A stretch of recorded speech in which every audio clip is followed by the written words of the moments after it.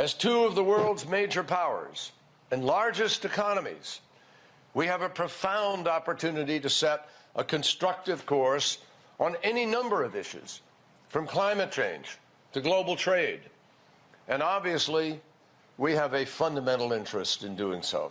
John Kerry, November 2014, then US Secretary of State, expressing hope for Chinese-US cooperation over climate change. A few days later in Beijing, then US President Barack Obama and Chinese President Xi Jinping surprised the world in a historic agreement over climate change policy. That paved the way for the agreement of the Paris Climate Conference in 2015 between developed and developing world countries over cutting carbon emissions, with pledges to transform a global economy run on fossil fuels to one based on clean, renewable energy. Since then, the optimism of the ability to tackle climate change and, let's face it, the future of US-China cooperation in general has largely evaporated. Carbon-cutting targets, especially in the West, have not been met. Hundreds of billions of dollars of climate financing haven't materialized, and hopes are not high for the next key climate conference, COP28, due to be held at the end of November in the United Arab Emirates. We are at the midway point between Paris and 2030. But we all know that we are nowhere near close enough to the destination that we have defined for ourselves. That is why John Kerry's visit to Beijing is so important. Kerry, now the US climate envoy, has close relations with his Chinese counterpart, Xi Jinping.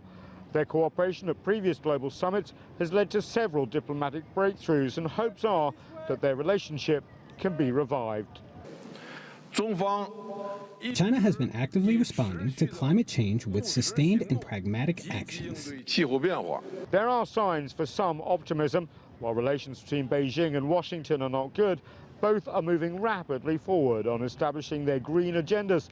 China leads the world in electric vehicle production, solar power and other cutting-edge technologies.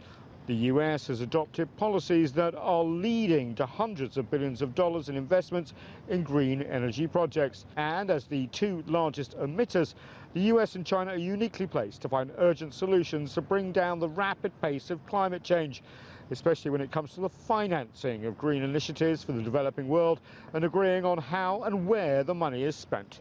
Chinese and US cooperation at the last climate summit in Egypt was key to agreement on a loss and damage fund for countries already hit hard by climate change. Their cooperation now could help break the current deadlock ahead of November's climate summit. Meanwhile, while US-China relations remain cool, the world has never been hotter. Temperatures recorded on Earth this week are the hottest ever. US-China renewed climate cooperation may be a silver lining for the rest of the world, while US-China relations continue to remain cloudy. Nathan King, CGTN, Washington.